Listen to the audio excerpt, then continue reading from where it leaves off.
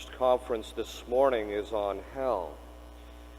And to set the seriousness and the context of this conference, I'd like to give a quote from Sister Lucia in her memoirs, where she describes what their vision of hell was that Our Lady showed to them when they were children at Fatima. She says, quote, "She opened her hands once more, and she had done the 2 previous months. The rays of light appeared to penetrate the earth, and we saw, as it were, a vast sea of fire. Plunged in this fire, we saw the demons and the souls of the damned. The latter were like transparent burning embers, all blackened and burnished bronze, having human forms. They were floating about in that conflagration, now raised into the air by the flames which issued from within themselves, together with great clouds of smoke. Now they fell back on every side, like sparks in huge fires, without weight or equilibrium, amid shrieks and groans of pain and despair, which horrified us and made us tremble with fright. It must have been this sight which caused me to cry out, as the people say they heard me. The demons were distinguished from the souls of the damned by their terrifying and repellent likeness to frightful and unknown animals, black and transparent like burning coals. That vision only lasted for a moment, thanks to our good Heavenly Mother, who at the first apparition had promised to take us to heaven. Without that, I think that we would have died of terror and fear," unquote. In Scripture, we read in the Old Testament, in the book of Judith, that he will give fire and worms into their flesh, and they may burn and may feel forever. In the book of Job, we read that hell is a land of misery and darkness, where the shadow of death and no order but everlasting horror dwelleth. In the book of Isaiah, we read, "The nourishment there is fire and much wood. The breath of the Lord is a torrent of brimstone kindling it. The worm shall die not, and their fire shall not be quenched."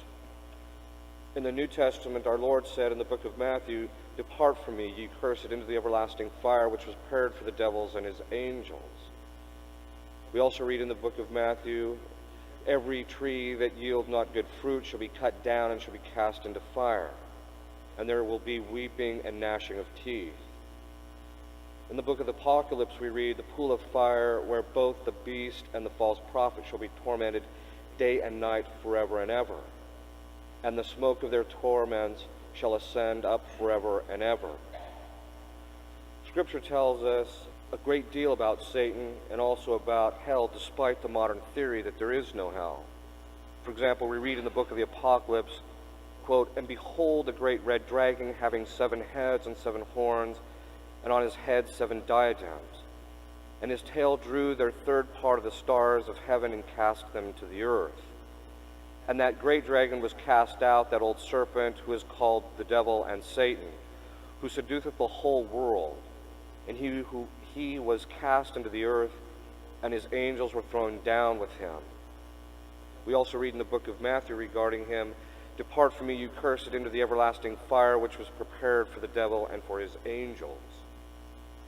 Again, in the book of Apocalypse, we read, "The pool of fire, where both the beast and the false prophet shall be tormented day and night forever and ever." Of course, the beast referring to Satan. "And the smoke of their torment shall ascend up forever and ever." When we take a look at what the Church teaches, we know that those go to hell who die in the state of mortal sin, that is, without any sanctifying grace.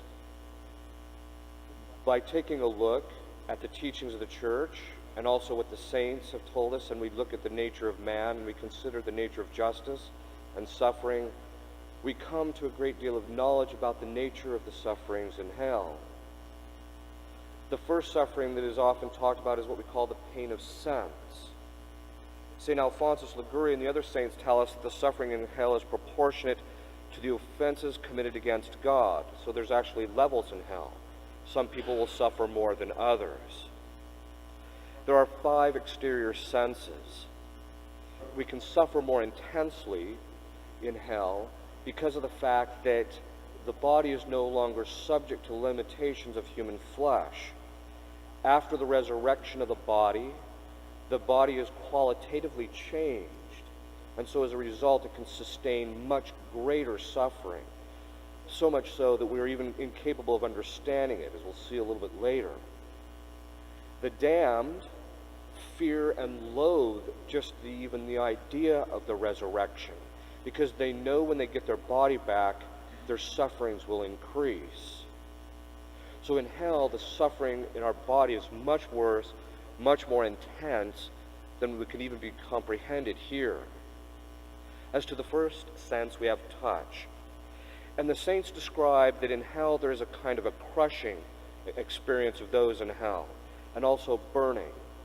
And this fits the senses, the first sense, touch, because the first sense of touch detects pressure and temperature. Some of the saints talk about how in hell there is both a fire and also a coal, so that the souls will flit back and forth between the fire and the instantaneous freezing in order to get some relief. But there is no relief. The other thing is that this suffering isn't just on the skin, it's through the whole body. The whole body is racked with suffering. St. Bridget tells us in her Revelation that the heat of the hellfire is so great that if the whole world were wrapped in flames, the heat of the conflagration would be as nothing in comparison to the sufferings in hell. St. Vincent Ferrer tells us that the fires on earth, they are cold in comparison to the fires in hell. There is a quote from the Dreams of St. John Bosco, which I think is worth reflecting on. He says, "Take a closer look," he replied. Now, he refers to the one who has brought him to this vision of hell. "I did," referring to St. John Bosco. "Traps were everywhere, some close to the ground, others at eye level, but all well concealed. Unaware of their danger, many boys got caught and they tripped. They would sprawl to the ground, legs in the air. Then when they managed to get back on their feet, they would run headlong down the road towards the abyss. Some got trapped by their head, others by their neck, hand, arms, legs, or sides, and were pulled down instantly. The ground traps, fine as spiders' webs and hardly visible, seemed very flimsy and harmless. Yet to my surprise, every boy they snared fell to the ground. He wanted to stop, but could not. Tripping on the protruding stones, he kept falling even faster. 'Let's help him, let's stop him,' I shouted, holding out my hands in a vain effort to restrain him. 'Leave him alone,' the guide replied. 'Why? Do you not know how terrible God's vengeance is? Do you think that you can restrain one who is fleeing from his wrath?' As soon as I crossed its threshold, I felt an indescribable terror, dared not take another step. Ahead of me I could see something like an immense cave which gradually disappeared into recesses sunk far into the bowels of the mountains. They were all ablaze, but there was not an earthly fire with leaping tongues of flame. The entire cave, walls, ceilings, floors, iron, stones, wood, and coal, everything was a glowing white at temperatures of thousands of degrees. Yet the fire did not incinerate, it did not consume. I simply can't find words to describe the cavern's horror. I took a few steps forward and saw that many of those poor wretches were savagely striking at each other like mad dogs. Others were clawing their own faces and hands, tearing their own flesh and spitefully throwing it about.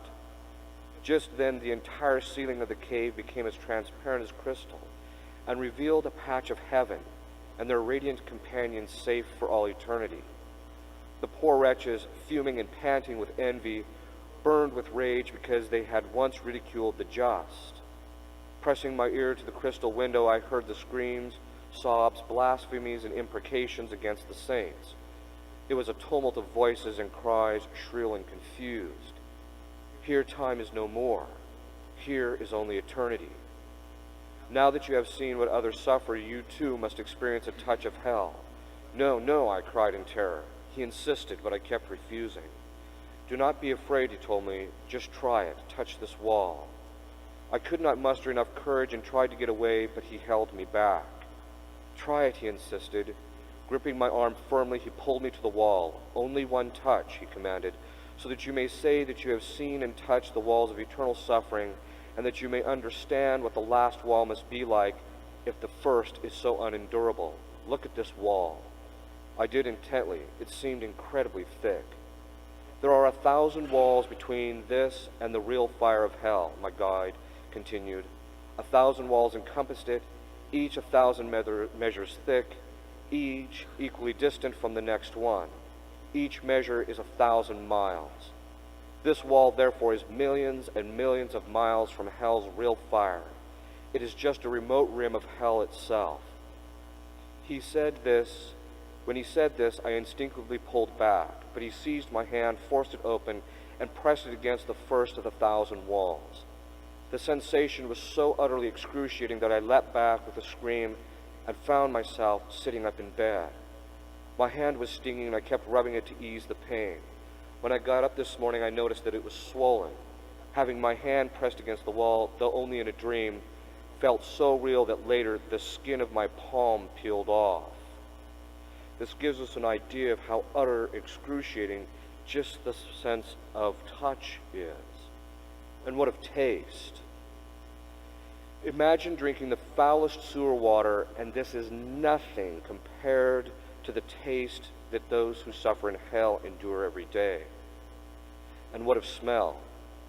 There are certain places, if you go by certain stockyards, sometimes the smell is so bad around them, you can taste it. Well, in hell, it's worse than that. They talk about, the saints refer to sulfur and pitch. Brimstone is another name for sulfur. And there is also the smell of rotting and burning flesh in hell. St. Bonaventure says that the stench from the flesh of a single person in hell would so taint the air of the earth so as to cause the death of all living beings coming near it. And this is the stench of a single soul. What about hell in which is filled with them? What about sight? The saints talk a great deal about visions of horror. The demons, the souls of the damned, seeing their suffering, they see them. The darkness, that is, it's dark there. Because light is a sign of intelligence and purity, but there is none in hell, in the sense that there is no purity. And so the bodies of those in hell, even though they get off a kind of glow, which the saints talk about, are yet dark. They talk about the frightful appearances, the various things that they see. As to the sense of hearing, as we read in St. John Bosco and elsewhere, the saints talk about the shrill, the constant screaming, and the cries of agony and pain, and that the sounds are very fearful because the demons themselves can cause sound. Imagine the sounds you hear when it causes your hair to stand on end, and then multiply that innumerably, and that's what it's like being in hell. Then there is in hell hunger and thirst. It is hard for us to even form an idea of how much those in hell hunger and thirst. What we experience here, even starvation in this life, is nothing compared to the hunger and the thirst of those in hell. In fact, the souls in hell would prefer earthly starvation to the hunger of hell. In Luke, we read that the dead man asks for a single drop of water to quench his thirst just for a moment. That's how much he thirsts. And those are just the exterior senses. Then we have what we call the four interior senses. And these are the four, they're called senses, but they're not senses in the sense like we sense with our hands, but rather they refer to what's called the common sense power. I'll explain that as we go along. The imagination, the cogitative power, and our memory. The common sense power is the one which takes all of the five senses that we have and unifies them and expresses that experience into our imagination so that we experience these things at the same time. So, for example, some people whose common sense power doesn't work properly, they see things and hear them at different times. They don't get sequenced into their imagination properly. Well, in hell, none of the five senses work right together. In other words, the common sense power doesn't work. The sense experience is expressed in the imagination in a confusing way, in different ways. So this causes a great deal of confusion to the damned. You know, the demons don't have the four interior senses. They just have an intellect. And so they're not confused. which actually means that their suffering in hell is worse than ours, which I'll talk about a little bit later. So those in hell suffer confusion. Next is memory. Those in hell constantly remember their sin because they remember the things that they did in their life, and this bothers them. That is, they remember the sins that caused their condemnation. They also remember the goods on earth which they had, but now they're gone. They have them no longer. They also remember the evil that others did to them, which causes them constant anger. And so the memory is a constant thing of torture. The demons can look into your memory, even in this life, and see the sins that you've committed and bring them into a form of temptation, which we have in this life. But in the next life, they can bring that into your imagination to torture you more. Then there is the imagination. In hell, we have no control over the images which float through our imagination. But sometimes when people are sick or when they're not well or under certain circumstances, they recognize they can't get a hold on what's going through their imagination. Well, hell is constantly like that. You have no control over your imagination. And this means also that Satan plays with those images. It's a non-stop horror. There is a dream of St. John Bosco where he sees a demon tempting or causing a dream in one of the boys at his school. And the vision has the demon sticking his finger in the head and stirring it. And in a certain sense, this is a great image, because the demons can look into your imagination and draw up from those things. This is why they always say, for the priest, the man who has been chaste, it's easier to remain chaste, because he has less material for the temptations. Whereas for the man who isn't chaste, it's much harder for him to lead a vow of chastity because of the fact that he has all these images which Satan can make use of. He has to pray for the gift of purification of memory. But in hell, you have no control over that, and Satan will constantly bring these things into your imagination and torture you with them. Then there's what we have called the cogitative power, and that is the part of our brain which has the power of association. Even animals have this, except in animals we call it an estimative sense. Because animals can associate. So we all know the famous thing of Pavlov's dog. You know, you feed the dog and you ring the bell, and eventually if you just ring the bell, the dog begins salivating. Well, in human beings it's the same thing. And you see this even among married people. Because married people, it just takes a certain while with a particular defect of one of their spouse, and all they have to do is see that, and before they can even think about it, the emotion which is associated with that activity or that behavior arises. And that's because the cogitative power can associate or make an assessment of that independently of our ability to control it at times. Now, what this means is in hell, this power of association, we have no control over it. So the demons, however, will be able to influence it and affect our associations. And so everything in hell will have the associations and assessments which draw out the worst kinds of passions, the worst kinds of emotions.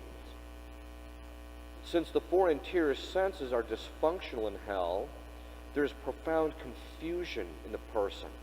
He can't keep his thoughts recollected, he just has no control over it. This will have a direct impact on the appetitive life, that is, on our emotions. St. Thomas, along with the scholastic tradition, says that the appetites are moved by the presence of their object. And what that means is that when the object which causes specific emotions in us comes into our imagination, it causes our passions. Now, in hell, this means that whatever flows through our imagination will directly affect our emotional life. The next thing, which we'll talk about in a little bit, is the emotional life. But the next thing I want to talk about is there's this, we're not finished with just the intellectual suffering yet. Because it's a great suffering for us to see others in hell and their suffering, plus our own suffering and everyone else's suffering that's going on. Plus, then when people look up in heaven, they see from time to time they're given a vision of the other people's experience, which causes them great emotional strife. But then there is two parts to our intellect. We have a material part of our brain, or material part of us, which is the brain. But then our intellect is also immaterial because we can actually perform immaterial functions. And one of the immaterial functions that we perform is self-reflection. No material thing is capable of bending back and looking at itself, whereas our intellect can do that. That's one of the signs that we perform spiritual operations. In addition to the will, which is also, because it's not a physical, doesn't operate through a physical organ, is why it's free. It's not constrained to the physical laws. That's why we're free. So this intellect, which we call the possible intellect, performs three functions. The first is simple apprehension, and that's when you grasp something, you can understand it. Those in hell, they cannot understand anything properly, except those evils which God would have them understand for the sake of their punishment. Because of their confusion in the lower faculties, they have a hard time understanding things. Then there is the act of judgments, because it's one thing to understand something, it's another thing to make a judgment by comparing it to different things. Those who are in hell cannot think clearly. They have no clear judgment, except that of conscience, which we will see a little bit later. Conscience is a judgment of the possible intellect about what we've done, whether it's right or wrong, or what we're going to do, whether it could be right or wrong when we do it, or also it is the thing which nags us when we've done something wrong, or it actually makes us happy when we've done something right. One thing is clear to the person in hell, and this is his judgment is absolutely clear on one thing, that his punishment is absolutely just and proportionate to what he has done, so that he cannot deny it. In this life, it's very easy for us to deny reality. Not in hell. It's so real.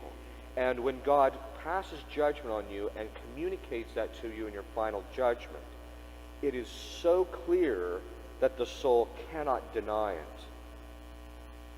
We do know that we are in hell, of course, and that we are suffering, but due to the confusion, there is an inability to grasp fully everything that's going on. Whereas the demons, it's another matter.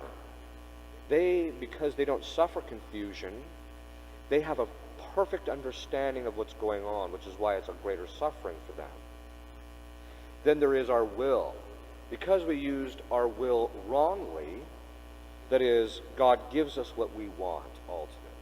If we choose evil, then that's what he gives us. He gives us the effects, and he gives us evil. So in hell, the will is full of hatred.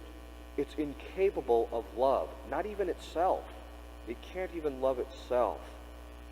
It has spite. It hates everyone around them. It has despair, because it knows it's never going to get freed from the suffering, because it's eternal. It has perfect malice. It wants to mete out suffering and agony to everyone around them. There is perfect ill will to everybody, and they desire to lash out at God. They have a perfect hatred of God in hell. It also makes the sufferings of those around you more intense. That is, those around you cause you suffering, and you cause them suffering. And as a result, you harbor hatred for them, and you have perfect hatred of the demons. Then we come to the appetites. Now, the appetites are faculties in us which cause the emotions. That is, they're those which the emotions arise in us. And there are 11 emotions. But in hell, there's only negative emotions. The first appetite is what we call the irascible appetite. Now, the irascible appetite in us is that which inclines us, that is, it's the one that causes anger in us. It inclines us towards overcoming difficult things, and that's what anger is ordered towards. But the irascible appetite, in the irascible appetite, there is hatred and despair. Now, here we're talking about a bodily thing, at a bodily level. So first we have it in the will, so we hate everything around us. And then at a body level, there's this constant revulsion and hatred, emotional hatred for everyone around us. And there is perfect despair. There is absolute rage and anger. The soul can't control it. In fact, it wants to be angry. Then there is perfect frustration, which is a kind of anger because it can't attain what it wants. There is perfect fear. Fear, St. Thomas defines as an emotion which arises out of the perception of an upcoming evil. Now, there's perfect fear in hell because we know for certain that it's coming. That is, the eternal suffering is always going to be there. There's always going to be a new kind of suffering around the corner, some type of humiliation and agony and pain and everything else. And so we're fearful of that all the time. There is perfect terror. And that's just in the irascible appetite. But then we have what we call the concupiscible appetite. And St. Thomas says that's the appetite that desires bodily goods, like food and conjugal relations. We know that those in hell have eternal bodily wantonness. That is, they hunger and thirst for eternity. They have uncontrolled sexual appetite. And because our appetites operate through a bodily organ, the demons can act upon them and increase them and make them stronger. One of the signs of demonic possession is when a person starts losing control over the emotional life, or they don't have control over their emotional life, or the emotions are inordinately strong contrary to their disposition. In hell, the passions are just raging and out of control and increased and strengthened by the demons around them. Then there is a desire to hurt others and an envy of those in heaven. Then we have a faculty called the motive power. It's the thing which helps us to move. We walk and things of this sort. In hell, the motive power is bound in the sense that we have no control over it. We have no control over the power of motion, and this means that there tends to be two types of things that occur to people. One, the person becomes bound, they can't move. So some of the saints will actually talk about in hell how the people become bound and they're stuck in that same position for all eternity. But then there's other souls where their limbs have no control over limbs, so they lash out at others and themselves uncontrollably. They gouge out their eyes and their flesh.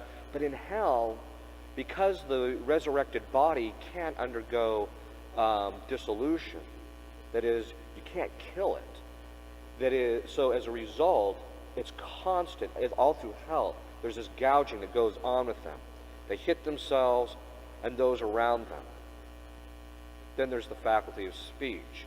The saints, St. Thomas asked the question whether those in hell commit blasphemy, that is, whether they commit malediction. And he says, yes, they do. And it's because they have no control over it. So they're constantly blaspheming God, His justice, the saints, those around them. They're constantly lashing out verbally against those around. Now think of the worst argument you've had with your spouse or with your closest friend. And the emotional experience you had, it's going to be far worse than that in hell. They also state words of malice against others because you have no control over your faculty of speech. You have no control over your bowels. There's constant vomiting. There's even a kind of suffocation. Part of it's because of the crushing experience that they have, but the saints also talk about it's suffocating, not only from the smell and from everything around them, but just the whole experience of it. And this is just the physical suffering. We haven't even gotten to the spiritual suffering entirely yet. One of the first spiritual sufferings is the company in hell. Just as those who go to heaven enjoy the eternal company of God, those who go to hell have the eternal company of Satan and the demonic. Each demon who successfully tempted you on earth will laugh at you, mock at you, torment you spiritually, cause you physical pain and other sufferings. They will cause you emotional pain and distress. As I mentioned, they will increase your sufferings, your confusion, your feelings of guilt, shame, and hatred. In other words, their company will be forever with you. Just as those who have the company of the saints in heaven, those in hell have the company of the damned and of the demonic. When a person is demonically oppressed, which is different possession. Possession is when the demons take possession of your body physically and they move it about. Oppression is a different matter. Oppression is when they constantly put something into your imagination. You can't seem to get these thoughts out of your head, and there's a certain weighing down that occurs from it. Those who experience demonic oppression, I've talked to priests who have been in buildings where the demonic influence is very powerful. They walk in and immediately sense this oppression. This is how it is in hell, except it's far worse, because in this life, God restricts how much the demons can affect us and influence us, but not in hell. There is no freedom in hell, and you can't get away from it. You can't get away from the demonic. You can't get away from anything. You can't get away from anybody. Then they also obsess you. That is, they affect your psychological faculties so that you become fixated at one moment on something, and then the next you're fleeting to the next. Plus, each demon has its own personality. Like, for instance, if you read the lives of the saints and they've had visions of angels, talk about how distinct each personality of the angels are. And those who do possessions, that is, the exorcists who exorcise demons, talk about how completely distinct each demon is. And once you find out what his personality is, you know his name, and that's how you kick him out. But in hell, this personality means that the demons, each personality that they have afflicts you. Now, I'm sure you've been around people whose personality just rubs you the wrong way. The minute you just see them walking down, it's just instant suffering. It's like, oh, here they come. Well, guess what? It's like that, but everybody around you is like that in hell. They will terrorize the soul in different ways based upon each personality of the demon and what they know bothers you the most. There is a hierarchy of demons in hell, and this causes us a certain fear, because even though certain demons around us might be bothering us, we know that there's always a higher one, and thus Satan is the one actually doing it. There is also different severities of punishment. Even the demons fear those who have power over them. So one of the things that exorcists will talk about is how the one demon, when he's getting kicked out, he doesn't want to leave, because demons actually prefer to be acting in this life because it gets them a distraction, a certain distraction from having to deal with the constant suffering that's going on in hell. Plus, there's a hierarchy. So, and God respects hierarchies, and even the people in hell have to respect the hierarchies. So very often God will allow someone to become possessed, but the one who gives the command to do it may be a higher demon telling a lower demon to do it. Which means that when the demon gets kicked out, the higher demon gets raged at the other demon for not doing enough or not doing his job. Well, in hell, it's somewhat the same way. There's always a higher demon who's going to be ordering you to be suffering under the hands of other demons. Just the sight of the demonic causes revulsion and fright. St. Anthony relates that one of the brothers of his order uttered a piercing scream at the sight of a devil who appeared to him. His fellow monks, running to him in alarm, found him more dead than alive. After giving him something to revive and strengthen him, they asked him what was the matter. Then he told them that the devil had appeared to him and terrified him so that all the life had gone out of him. And on their inquiring what the devil looked like, he answered, that I really cannot say. I can only say that if the choice were given me, I would rather be put into a red-hot furnace than to look again at the countenance of the demon. We read much more the same thing in the life of St. Catherine of Siena. She too declared that she would rather walk through a flaming fire than gaze for one instant at the devil. When we consider the malice of people like Hitler, Mao, and Stalin, and the like, these taken together and multiplied 100-fold does not even equal the malice of Satan. And that malice will find its full effects on you if you are in hell. Those in hell would gladly take the place of the prisoners in Auschwitz, the gulags, 100 times over, than to be in hell and suffer the malice of Satan, the demons, and everyone else there. Everyone around you in hell hates you. Nobody loves you. Not your parents, not your children, not your spouse, not your guardian angel, the saints, or God. Nobody. Even in this life, if we sense that someone does not like us, we at least know that someone loves us, but not in hell. You're totally cut off from love and the effects of love.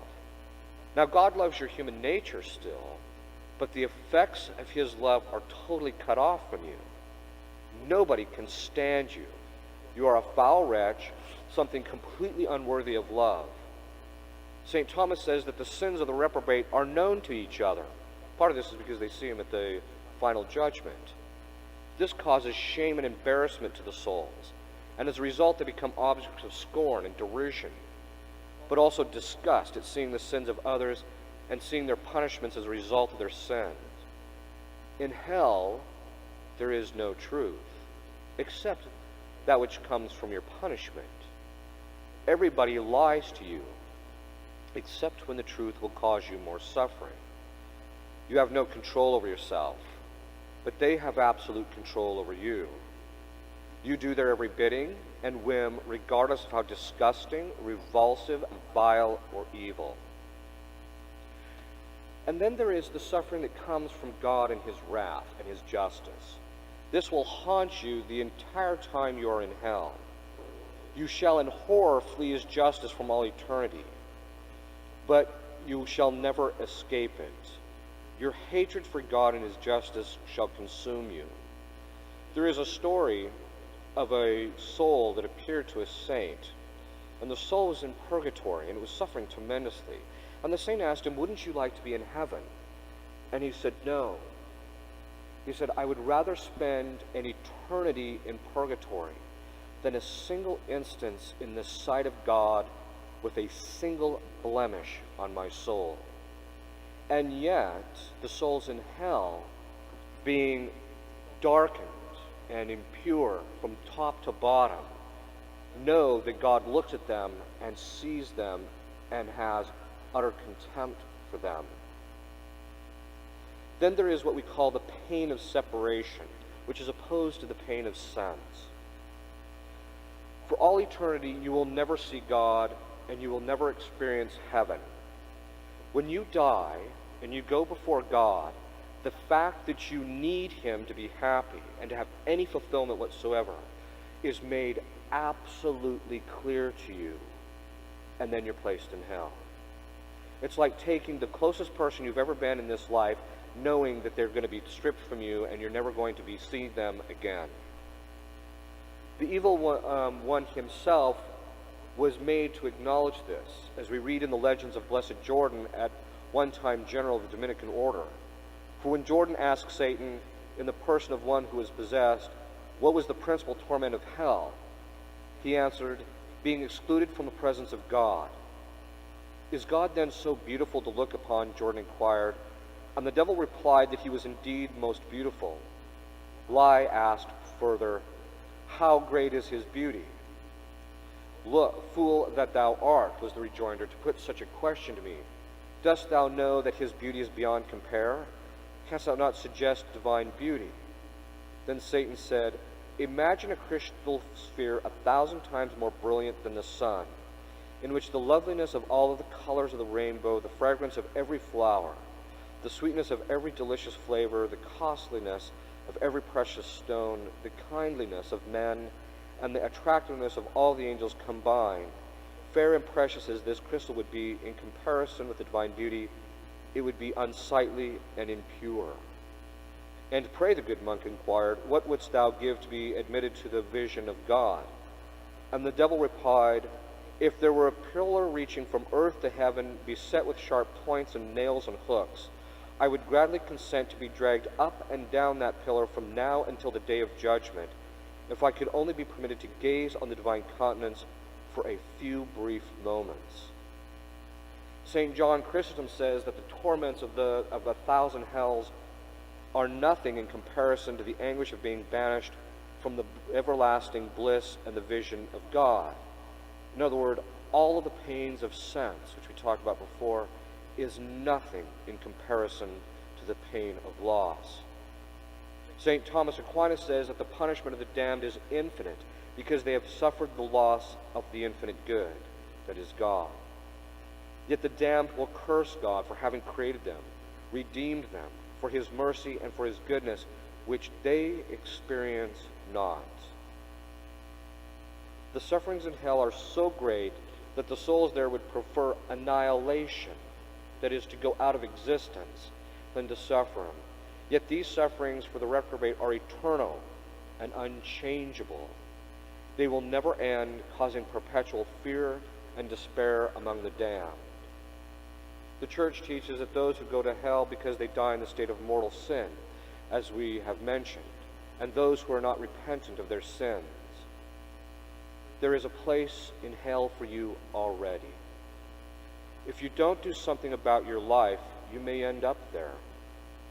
St. Teresa of Avila, one of the greatest mystics in the history of the world, saw her place in hell. She saw it, recognizing that if she does not do everything she can to save her soul, she could end up there as well.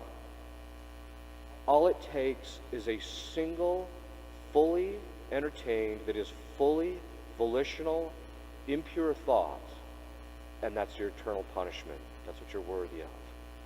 Therefore, avoid mortal sin, die in the state of grace, otherwise the place in hell with your name on it will find its occupant.